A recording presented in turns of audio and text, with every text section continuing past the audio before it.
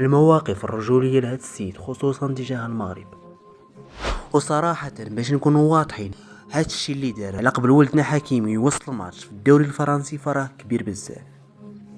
فلطالما مبابي بين على المعدن ديالو الحقيقي، فاللي واقع هو جمهور بريست الفرنسي كانوا تيغنيو على حكيمي مغتصب. هادشي كامل من بعد داكشي اللي واقع ليه مع الفتاة الفرنسية، واللي بالمناسبة خرج منها حكيمي بريء.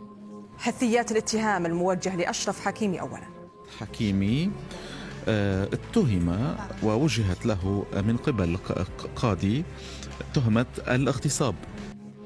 والصدمة اللي صدمات كل شي في الملعب هو مبابي اللي دافع عليه في التيران وبدا حتى هو كيستفز الجمهور.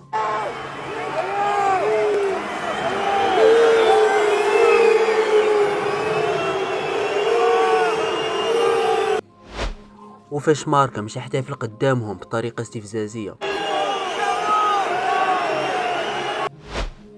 وملي صلى الماتش ناض واحد الصحافي قال ليه هادو ماشي فعايل كيديروهم واحد شات كابيتان منتخب فرنسا. ولكن رد عليه مبابي وقال ليه واه عندك الحق، كان خاصني نغني معاهم فاش كانوا كيطيحوا من صاحبي. هاد الموقف صراحة يحسب لمبابي الصديق الاول لاشرف حكيمي، وبسبابه باقي كيلعب في باريس سان جيرمان.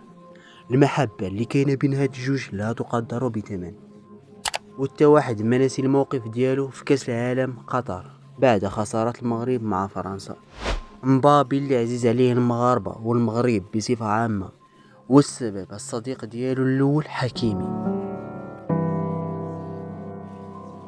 I lost all my friends in my mid-20s 'cause I wanted to be friends with the man